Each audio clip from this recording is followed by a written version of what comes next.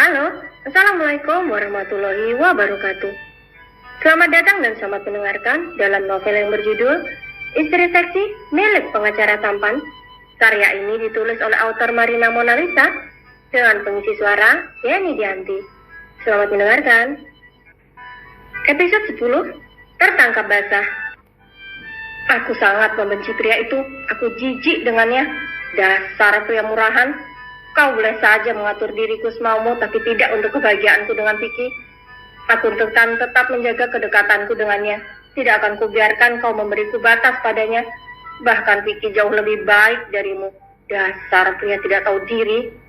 Ucap J penuh amarah. Ia selalu terbayang kesalahan yang sudah Alfie perbuat di belakangnya.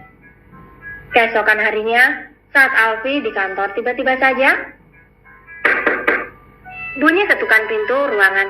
Masuk, jawab Alfie tanpa melihat sedikit pun.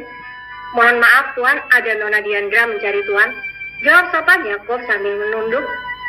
Mau apa lagi wanita itu kemari? Gumam Alfie. Ya, suruh saja masuk, jawab Alfie.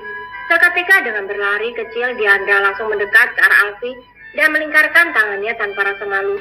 Ia pun segera mendorong tubuh Alfie yang tengah duduk terfokus pada laptop miliknya. Sayang, makan siang denganku ya, ucap Diandra manja. Kendalikan dirimu, ini kantorku, ucap Alfie dingin. Tidak ada yang melihat, Vi, ucap Diandra memisik di telinga Alfie. Di sisi lain, kediaman Shen diglos. Ji, sayang, apa kau sudah merasa enakan tubuhmu? Tanya Nyonya Shen. Iya, Ma, jawab Ji singkat. Kalau begitu kau ke kantor Alfie ya, antarkan makan siang ini. Tadi pagi ia tidak sempat sarapan karena terburu-buru, pinta Nyonya Shen dengan menebar senyum indahnya. Baik, Ma, ucap Ji singkat. Dengan segera ia mengambil tas dan menuju mobilnya yang sudah dibukakan pintu oleh Pak Denny, supir yang disediakan oleh keluarga Shen khusus untuk Ji. Tidak lama kemudian, mereka sampai di kantor Alfie. Dengan cepat Ji langsung menuju ke ruangan Alfie. Nona, ada apa kemari? Tanya Yakub gugup. Mau mengantar makan siang untuk Alfie, Mama menyuruhku, ucap Ji dengan rasa malas. Baiklah Nona, biar aku saja yang memberikannya, ucap Jacob dengan cepat. Tidak, biar aku saja, aku mau bicara juga padanya, ucap Ji sedikit ngotot dan langsung bergegas memasuki ruangan Alfie. Saat membuka pintu, Ji langsung terkejut dan matanya seketika terbelalak. Makanan yang dipegangnya pun jatuh berhamburan. Alfie yang melihat itu pun terkejut, terkecuali Diandra. Ia hanya tersenyum dengan penuh kemenangan, hatinya seperti burung yang berterbangan di atas langit. Dengan menari-nari bahagianya, lagi-lagi jalan-jalan yang ia susun berhasil. Ya, sebelum Diandra pergi ke kantor, ia memang sempat menelpon Nona Shen yang pura-pura menanyakan kesehatan Ji. Namun karena mereka berbicara panjang lebar, sampai akhirnya keluar ucapan Nyonya Shen yang mengatakan bahwa nanti siang Ji akan mengantarkan makanan untuk Alfie. Dengan segera pun Diandra bergegas ke kantor Alfie dan menggunakan baju seminim mungkin, dan bagian dada yang sudah terbuka kancingnya untuk memancing kemarahan Ji. Alfie yang langsung berdiri ingin menghampiri Ji sudah terlambat. Wanita itu sudah berlari pergi dari ruangan suaminya dengan menangis. Ji berlari masuk ke dalam mobil Pak Denny dengan segera menjalankan mobil itu. Sementara Alfie dengan penuh kemarahan menatap Diandra. Kau dari tadi sudah kusuruh pergi bukan?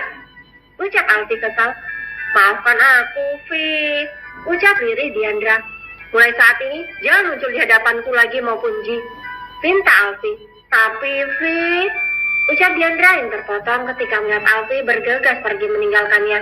Dengan segera Alfie menyuruh Jacob menghandle semua pekerjaan hari itu dan segera menyusul Ji ke rumahnya. Ia sangat laju karena merasa khawatir pada istrinya yang akan salah paham lagi.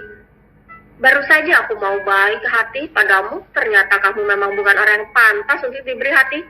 Mulai saat ini, aku tidak akan mau bagus padamu lagi.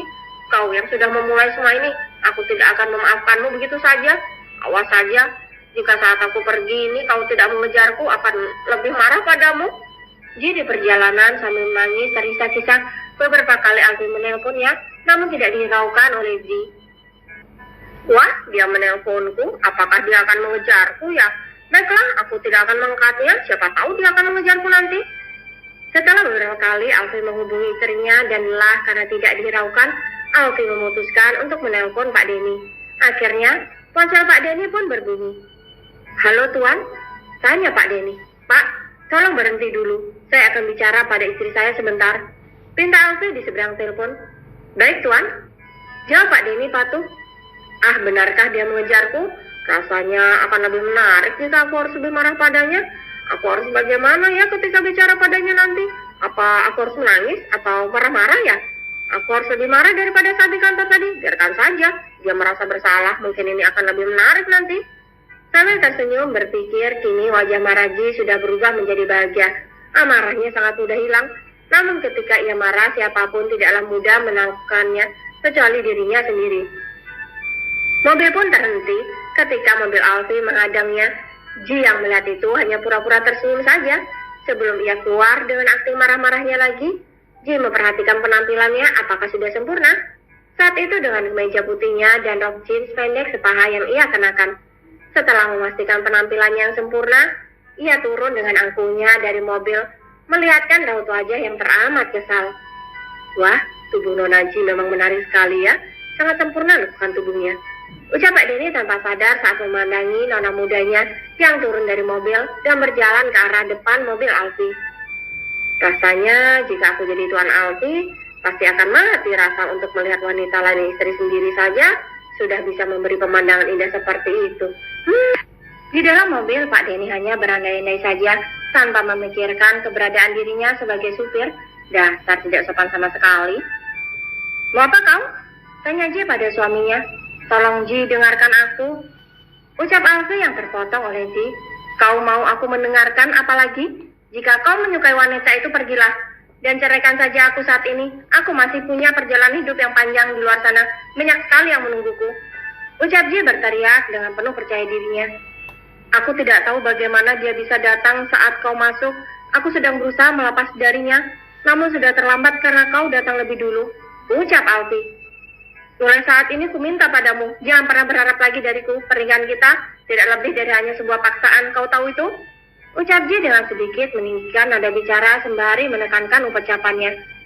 Seperti ia mengartikan bahwa pernikahan mereka sama sekali tidak ada artinya bagi Ji. Hanya sebuah pernikahan untuk menyenangkan kedua keluarga mereka. Itu yang ada di pikiran Ji saat ini dan Alfie yang mendengarnya merasa sakit yang luar biasa. Namun ia tidak bisa lagi berucap apa-apa, hanya memandang Ji dengan tatapan dinginnya saja. Selama di perjalanan, Ji dan Alfie sama sekali tidak mengeluarkan satu kata pun, sampai akhirnya mereka tiba di rumah. Ya, mereka pulang dengan mobil Alfie, sementara Pak Denny yang mengikuti di belakang. Ternyata selama ini aku berprasangka yang salah padanya. Kupikir hatinya ada untukku meski hanya sedikit, ternyata sama sekali pernikahan ini tidak ada arti baginya. Hanya ucapan demi ucapan dalam hati Alfie yang berlari ke sana kemari, saling beradu antara yakin dan tidak atas ucapan wanita di depannya itu. Baik jika itu maumu, mulai saat ini aku tidak akan menganggap apa-apa pernikahan kita. Ucap Alfie dengan menekan kedua bibirnya dan menganggukkan sesekali kepalanya untuk meyakinkan dirinya sendiri di depan istrinya. Ya, memang seharusnya kau bisa sadar akan hal itu, Tuan Alfie Shen. Ucap Ji sembari menebar senyuman diri di wajahnya. Kini mata Alfie menatapnya tajam dengan sorot penuh kebencian pada Ji selama ini. Ia sangat mengagumi istrinya itu. Namun apa yang ia dapatkan saat mulai memperdulikannya, tak lain hanyalah sebuah kecewaan. Nyonya Chen yang melihat kedua anaknya saling bertatap tanpa kata seketika memecahkan keheningan itu. Ji, sayang, kemari, panggil Alfie untuk makan bersama. Ucap Nyonya Chen. Oh iya Ma, ucap Ji terkaget. Dengan segera mereka pun beranjak menuju meja makan. Di sana sudah tampak Papa Rendra. Papa, bagaimana keadaannya? Tanya Ji setelah melihat papa mertuanya, yang sudah terlihat segar karena beberapa hari tidak keluar kamar karena sakitnya kambuh lagi. Baik sayang, papa sudah jauh lebih baik saat melihat kalian hidup berdua bersama. Ucap Tuan Rendra tersenyum bahagia, sementara Ji dan Alfie saling melempar pandangan. Yang ada di dalam pikiran mereka, bagaimana jika Papa Rendra mengetahui keadaan mereka yang sebenarnya. Bisa saja mereka berdua akan membunuh pria parubaya itu seketika. Saat makan, suasana di meja itu sangat hening. Hanya bunyi lantunan sendok yang bertemu dengan piring yang terdengar bergantian saling menyentuh. Tak lama kemudian, Papa Rendra memecah keheningan setelah menyeduh segelas air putih di depannya. Jadi, kapan kalian akan memberikan Papa cucu?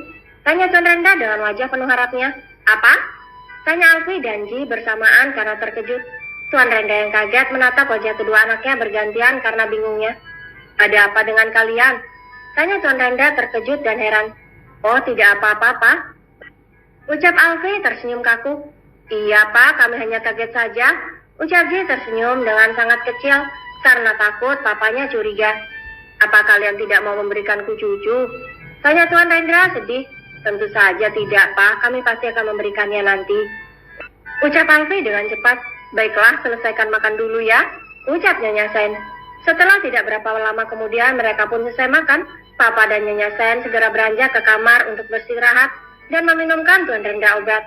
Sementara Alfie bergegas menuju kamar, mengambil jasnya dan kembali menuruni tangga menuju pintu keluar rumahnya. Ji yang melihat hanya mendengus kesal tanpa bertanya sedikit pun. Demikian episode kali ini. Terima kasih buat kalian yang sudah mampir dan mendengarkan.